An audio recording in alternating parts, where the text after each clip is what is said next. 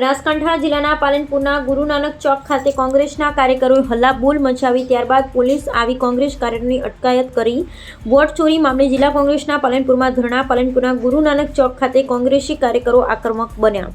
કોંગ્રેસી કાર્યકરો ને પોલીસ વચ્ચે ઘર્ષણની સ્થિતિ સર્જાઈ। પાલનપુર ગુરુ નાનક ચોક ખાતે ટ્રાફિક જામ તો કોંગ્રેસી કાર્યકરોએ એસટી બસ આગળ ચડી બસને રોકી કર્યા સૂત્રોચ્ચાર।